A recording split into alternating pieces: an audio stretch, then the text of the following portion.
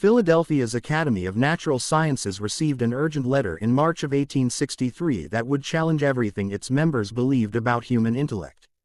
The letter described a 9-year-old colored girl in a contraband camp outside Alexandria, Virginia, who could recite entire medical textbooks after hearing them once, solve complex mathematical equations without instruction, and speak fluent Latin despite never having formal schooling. The Academy's lead researcher, Drive, Samuel Callicott, initially dismissed it as abolitionist propaganda. But when 3 separate military officials confirmed the account, adding that the girl had correctly diagnosed a camp physician's medication errors and saved 2 soldiers' lives, Callicott became obsessed with proving this impossible. According to his private journals discovered decades later in a sealed section of the Academy's archives, what he found in that camp would force him to destroy years of his own research and vanish from public life entirely. Before we continue with the story of Eliza Davis and the scientist who tried to explain her, I want to ask you something. If you're interested in true historical mysteries that challenge everything we think we know about the past, subscribe to this channel and tell me in the comments what state or city are you listening from right now. I'm curious to know where our community of history lovers is based. Now, let's discover what really happened in that spring of 1863. The contraband camps surrounding Alexandria, Virginia in early 1863 were monuments to chaos and hope intertwined. Following President Lincoln's Emancipation Proclamation that January, thousands of formerly enslaved people flooded into Union-controlled territories seeking protection behind federal lines. The camps sprawled across muddy fields and abandoned warehouses, shelter constructed from whatever materials could be salvaged, rotted canvas, splintered boards, rusted metal sheets. The air perpetually carried the smell of wood smoke, unwashed bodies, and the sweet sick scent of illness that hung over the medical tents like a fog. In one of these camps, designated simply as Camp Relief No. 7, a peculiar situation had developed that spring. The camp housed approximately 240 souls, most of them women and children whose men had either died, been sold away, or joined the colored troops regiments forming throughout Union territory. Among them was a girl named Eliza Davis, who had arrived 3 weeks earlier with a group of refugees from a tobacco plantation outside Richmond that had been burned during a Confederate retreat. Eliza was small for her 9 years, her frame thin in the way of children who had known hunger intimately. Her skin was dark as polished walnut, her hair kept in tight braids under a faded calico headscarf. She possessed the kind of face that might have been unremarkable in any other context: large, watchful eyes, a small nose, lips that rarely smiled. But those eyes held something that made adults uncomfortable when they looked too long. They were eyes that absorbed everything, that seemed to be constantly calculating, measuring, recording. The first person to notice Eliza's peculiar abilities was Lieutenant James Carmichael, a young officer from Massachusetts assigned to camp administration. Carmichael had been tasked with conducting a census of the camp's inhabitants, recording names, approximate ages, origins, and any useful skills. It was tedious work, made more difficult by the fact that many of the refugees were illiterate and traumatized, their stories emerging in fragments and contradictions. When Carmichael called for Eliza Davis, the girl approached his makeshift desk with downcast eyes, as was expected. Her designated guardian, an older woman named Ruth, who had traveled with her from Richmond, stood protectively nearby. "Name?" Carmichael asked, his pen poised. "Eliza, sir." Her voice was barely above a whisper. "Family name?" "Davis, sir." "That was master's name." "Age?" 9 years, sir." "Born in spring of '54. Carmichael continued with his standard questions, but something made him pause. On his desk lay a book he'd been reading that morning, Gray's Anatomy, a medical text he studied in hopes of better understanding the illnesses ravaging the camp. The book was open to a detailed illustration of the human heart, its chambers and vessels labeled in Latin. Eliza's eyes had fixed on the page with unmistakable hunger. "Can you read, girl?" Carmichael asked, though he knew the answer. Teaching slaves to read was illegal throughout the South, punishable by whipping or worse. Eliza didn't respond immediately. Ruth shifted nervously behind her. "It's all right," Carmichael said more gently. "You're free now. There's no punishment for learning here." "No, sir, I can't read," Eliza whispered. "But I can see the pictures." "What do you see?" Eliza's finger moved toward the page, then pulled back as if touching it might burn her. "That's the heart, sir." The aorta carries blood from the ventricular sinister, the left ventricle, to the body. The vena cava brings it back. The right side pushes blood to the lungs through the arteriole pulmonalis. Carmichael's pen clattered to the desk. How do you know those terms? Eliza finally looked up at him, and in her eyes he saw something like resignation. As if she knew her answer would only bring trouble. Master's son was studying to be a doctor, sir, before the war. He used to read his books aloud to remember them better. I would clean his room while he studied. And you memorized medical terminology from overhearing it. I remember everything I hear, sir. Every word. Carmichael spent the next hour testing this claim, pulling various refugees aside to speak in Eliza's presence, then asking her to repeat what they'd said. She reproduced conversations word for word, including dialect and pronunciation, even when they spoke in German or French. When he read passages from his medical text aloud, she could recite them back flawlessly, including complex anatomical descriptions she could not possibly understand. But it was what happened next that truly unsettled Carmichael. He asked Eliza to explain what the passages meant. She did, not in the halting way of someone repeating memorized words, but with genuine comprehension. She described the circulatory system, the function of organs, the process of respiration, using the medical terminology correctly, and explaining concepts that should have required years of formal education to grasp. When Carmichael mentioned that one of the camp physicians had been puzzled by a patient's symptoms, Eliza asked 3 questions about the case, then suggested the man likely suffered from scurvy complicated by malnutrition, and recommended a specific treatment protocol.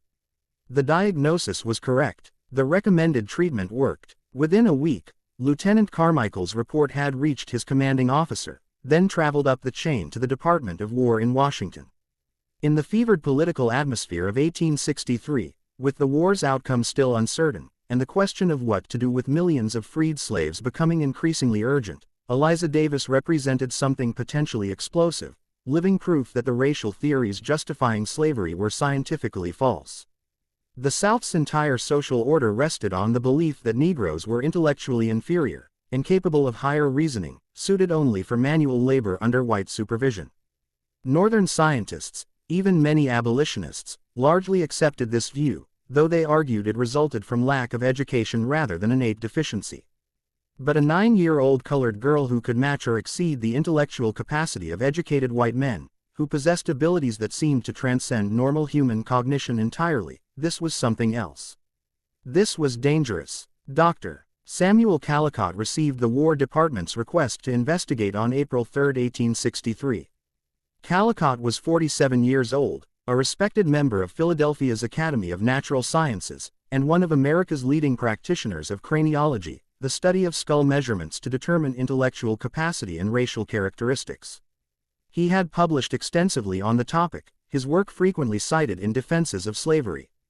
His measurements proved that Negro skulls were smaller, particularly in the frontal regions associated with higher reasoning, and that their brain structures resembled those of apes more than white humans.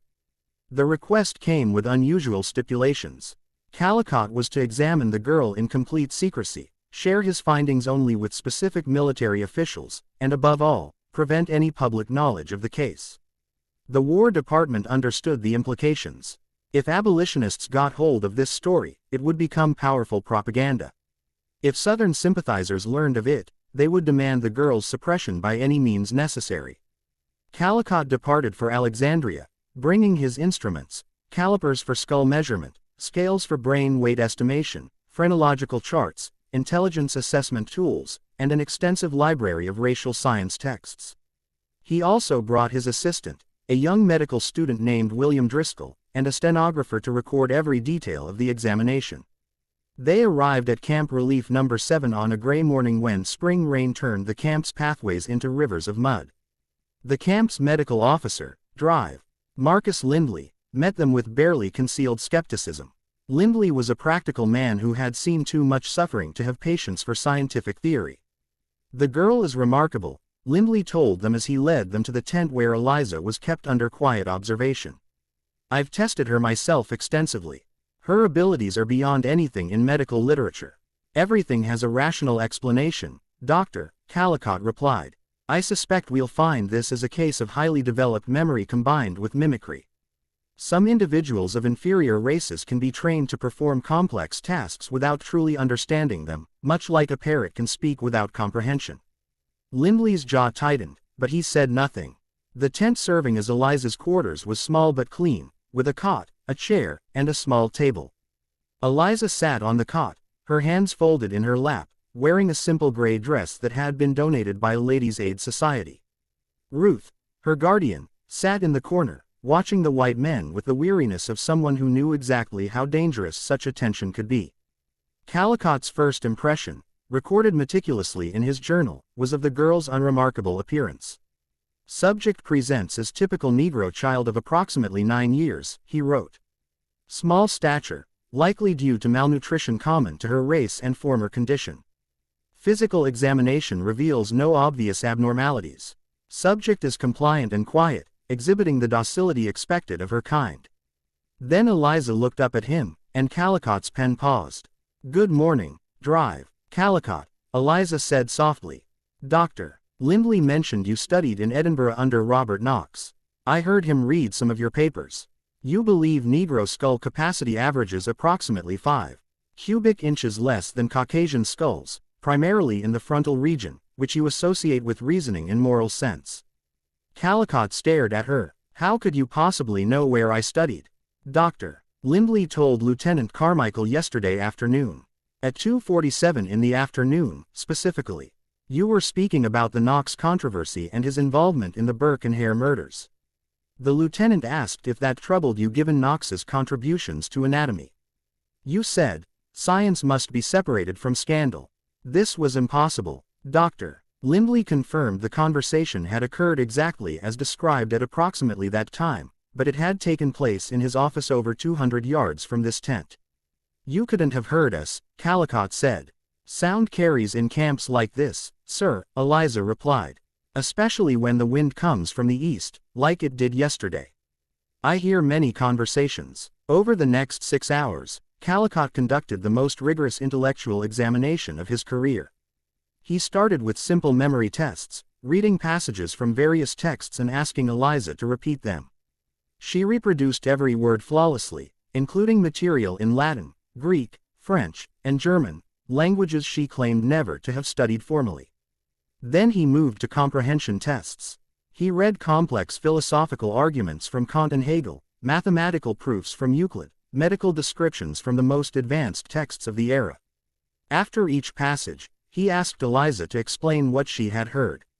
She didn't just explain, she analyzed. She found logical inconsistencies in philosophical arguments. She identified mathematical errors in published proofs. She questioned medical assumptions that Callicott himself had never thought to challenge. Bloodletting for fever, she said during one exchange. Dr. Rush advocated it extensively during the yellow fever epidemic in Philadelphia in 1793. But I've heard Drive Lindley's medical texts. They say blood carries oxygen to tissues. If someone has a fever, their body is fighting infection.